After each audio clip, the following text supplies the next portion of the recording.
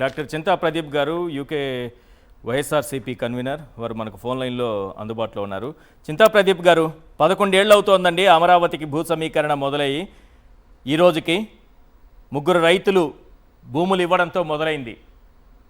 కానీ ఎక్కడ వేసిన గొంగళి అక్కడే అన్నట్టుగా, ఎక్కడ వేసిన అమరావతి అక్కడే అన్నట్టుగా పరిస్థితి ఉంది. ఏంటి ఈ పరిస్థితి కారకులు ఎవరంటే ఏం చెప్తారు? ఈశ్వర్ గారు నమస్కారాలు. సాక్షి ప్రేక్షకులకి నమస్కారాలు. మొన్న ఒక కొద్ది రోజుల క్రితం ఈశ్వర్ గారు చంద్రబాబు నాయుడు గారు అక్కడ రిషికొండ భవనాల గురించి మాట్లాడుతూ వైట్ ఎలిఫెంట్ అన్నారండి. అవును, ఇక్కడ వైట్ ఎలిఫెంట్ అనే పదం ఎక్కడొచ్చిందో ఒక క్విక్ గా చెప్తారండి. ప్రాచీన థాయిలాండ్ ని సియామ్ అనేవాళ్ళు. సియాం రాజులు ఏం చేసేవాళ్ళంటే తెల్ల ఏనుగుల్ని పెంచుకునే వాళ్ళు, చాలా పవిత్రంగా చూసుకునేవాళ్ళు. సో ఎవరైనా తప్పు చేస్తే వాళ్ళు శిక్షలు ఎలా వేసేవాళ్ళంటే ఆ తెల్ల ఏనుగుని వాళ్ళకు బహుమతిగా ఇచ్చేవాళ్ళు. ఇచ్చేసి వాళ్ళు వాటిని పెంచాలని చెప్పేవాళ్ళు. ఆ పెంచడానికి అయ్యే ఖర్చుతో వాళ్ళు శిక్ష కంటే పెద్ద శిక్ష అనుభవించేవాళ్ళు. సో ఇప్పుడు అమరావతి అన్నది ఒక తెల్ల ఏనుగులాగా తయారైంది ఆంధ్రప్రదేశ్ కి ఈశ్వర్ గారు. ఎందుకంటే ఇందాక ప్రొఫెసర్ గారు చెప్పారు 62,000 కోట్లు అప్పు అని చెప్పేసి. 62,000 కోట్ల అప్పు వల్ల ఆంధ్ర రాష్ట్ర ప్రజానీకానికి ఈ అమరావతి వల్ల ఎంత ఉపయోగం అన్నది చంద్రబాబు నాయుడు గారు, లోకేష్ గారు చెబితే వినాలని నేను కూడా ఎదురు చూస్తున్నానండి. అండ్ ఇక్కడ రెండో పాయింట్ వచ్చేసి 11 సంవత్సరాలు అయిందని చెప్పేసి మీరు టాపిక్ పెట్టారు కదా. 11 సంవత్సరాల క్రితం ఒక్కసారి వెనక్కి వెళ్తే అప్పుడు శివరామకృష్ణన్ కమిషన్ క్లియర్ గా 6 పాయింట్ల కంక్లూజన్ చెప్పిందండి. అందులో సూపర్ సిటీ మోడల్ వద్దే వద్దు అని సూచన చేశారు. రెండోది డీసెంట్రలైజ్డ్ విస్తృత అభివృద్ధి మోడల్ అని చెప్పారు. పంట భూముల రక్షణపై దృష్టి పెట్టండి అని చెప్పారు.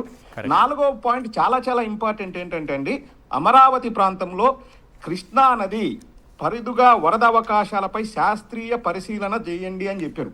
ఎందుకంటే వరద ముంపుకు గురయ్యే ప్రమాదం ఉంది ఆ ప్రాంతము. సో మీరు శాస్త్రీయంగా పరిశీలన చేసి ఇవన్నీ చెయ్యండి అని చెప్తూ వాళ్ళు ఏం కంక్లూడ్ చేశారంటే ఒక్క చోట భారీ నగర నిర్మాణం అవసరం లేదని తీర్మానం చేసిందండి Sivaramakrishnan commission. Okay.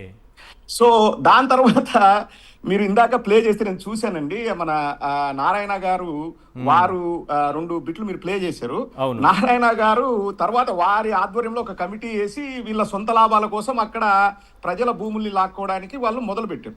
So Narayana గారు ఇందాక చెప్తుంటే నాకు హాస్యాస్పదంగా అనిపించింది ఏంటంటే 6 రిజర్వాయర్లు, కొండవీటి వాగు, ఆ వాగు, ఈ వాగు, అలాగే సోదరుడు మన నాగార్జున యాదవ్ చెప్పినట్లు వాస్తు ప్రకారం వంకల్లో, వాగుల్లో, శ్మశానాల్లో భూములు ఇస్తున్నారు.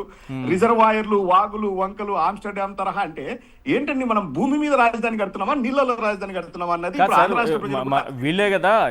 మనం ట్యాగ్ లైన్ మనం తగిలించుకున్నాం కదా, అమరావతికి భూములు ఇచ్చిన వాళ్ళు త్యాగధనులు, త్యాగమూర్తులని మనమే చెప్పుకున్నాం, మనమే బిరుదులు ఇచ్చాం, మనమే ట్యాగ్ లైన్ తగిలి. అలాంటి వాళ్ళకి అన్యాయం చేయడం ఏంటి? వాగుల్లో, వంకల్లో, చెరువుల్లో, శ్మశానాల్లో, పైగా కనీసం ఆ ప్లాట్ ఆ వాగులో ఎక్కడుందో కూడా తెలియదు. కేవలం గ్రాఫిక్స్లో చూసుకోవాలి, సిస్టంలో గ్రాఫిక్లో చూపిస్తారట. పాపం అండి. అంటే ఈ సందర్భంగా ప్రాణాలు కోల్పోయిన రైతు కుటుంబానికి మనం ప్రగాఢ సానుభూతిని తెలియజేస్తామండి. ఇవన్నీ కూడా వాళ్లకు ఫ్రస్ట్రేషన్తో, వాళ్ళకు అర్థం కాక, ఏం జరుగుతుందో తెలియక ఈ 11 సంవత్సరాల్లో ఒక్కటంటే ఒక్క ఉపయోగపడే పని అయితే అఫ్కోర్స్ వాళ్ళ సొంత మనుషులకు ఉపయోగపడేలాగా వాళ్ళు ఏదైనా చేసుకున్నారేమండి. ఇందాక నారాయణ గారు చెప్తుంటేనే మనం వింటున్నాము 430 కోట్లు ఆ నీటిని తరలించడానికి, మళ్ళీ ఉన్న చెట్లు పీకడానికి మళ్ళీ ఒక 300 కోట్లు, 400 కోట్లు, 100 కోట్లు మాట్లాడుతున్నారండి. అంటే ఏంటి, శుభ్రం చేయడానికే, ఏవి కట్టడాలు కట్టడానికి కాదు. సో ఇవన్నీ కూడా వాళ్ళ మనుషులకు ఉపయోగపడుతున్నాయి తప్పితే ప్రజలకు ఈ రాజధాని అనే దాని వల్ల ఒక్క రూపాయి ఉపయోగం జరగలేదండి 11 సంవత్సరాల్లో. జరగక పోలవరంకి ప్రత్యేకంగా బస్సులు వేసి మరి జనాన్ని తీసుకెళ్లి చూపించారు కదా, అమరావతిని కూడా అట్లా చూపించే ప్రయత్నం ఏమన్నా చేస్తారనుకుంటున్నారా?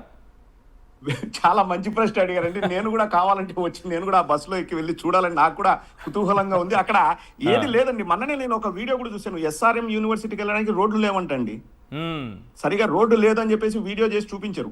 అండ్ ఆల్సో ఇప్పుడు నేను తెలుగుదేశంలో ఉన్న మిత్రుల్ని అడిగితే వాళ్ళు చెప్పేది ఏంటంటే అండి, ఇప్పుడు ఇందాక మీరు మాట్లాడుతున్నారు దాన్ని అంటే ఏది ఆల్రెడీ తీసుకున్న భూమి కాకుండా అదనంగా కూడా మళ్ళీ తీసుకున్నారని చెప్పేసి. దాని వల్ల ఏమవుతుందంటే అక్కడ రైతులు ఇచ్చిన భూముల్లో చాలా అన్సర్టెనిటీ ఉందండి. వాళ్ళకు అర్థం కావట్లేదు, ఒక కన్ఫ్యూజన్ స్టేజ్ లో ఉన్నారు వాళ్ళు.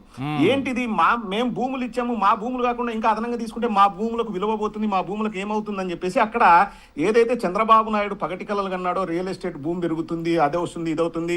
ఎందుకంటే గతంలో చంద్రబాబు నాయుడు గారు క్లియర్ గా చెప్పారండి, నేను ఎకరా ₹1,00,000 కొన్నాను హైదరాబాద్ లో, వాళ్ళ చిత్తూరు స్లాంగ్ అండి చంద్రబాబు గారిది, కడానా ఎకరా 30 కోట్లకు నేనే అమ్ముకున్నాను అన్నాడు. సో అదే ఎక్స్పెక్ట్ చేశాడు.